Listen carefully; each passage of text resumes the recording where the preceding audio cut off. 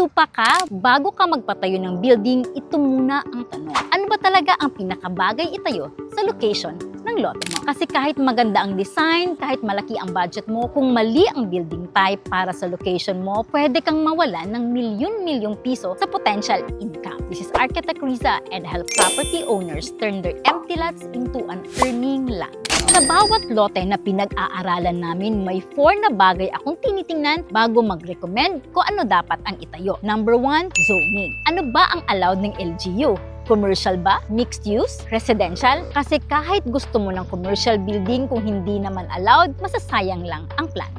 Number 2, foot traffic. Nasa highway ka ba? Main road? Secondary road? O nasa loob ng subdivision? Magkaiba ang income potential ng bawat isa. Number 3, market demand. Ano ba ang kailangan ng area? Baka puro apartment na sa lugar nyo pero kulang naman sa clinic, wellness center, office spaces o commercial stalls. Number 4, lot dimensions. Mahaba pero makitid ba ang lote? Mas bagay dyan ang vertical commercial building. Malapad naman, pwede kang mag-commercial street, mixed-use complex o lifestyle center. Halimbawa, kung nasa highway ang lote mo, baka mas kikita ka sa commercial street na may drive-thru kaysa sa office building. Kung malapit sa hospital, mataas ang demand sa clinics, laboratories, pharmacies at medical offices. Kung nasa residential area naman, magandang option ang mixed-use building na may convenience stores, cafe at small offices sa baba. At dito pumapasok ang role namin bilang architect. Hindi lang kami gumagawa ng magandang building. Trabaho namin ay tulungan kang mahanap ang tamang building para sa tamang lote para ma-maximize mo ang income at value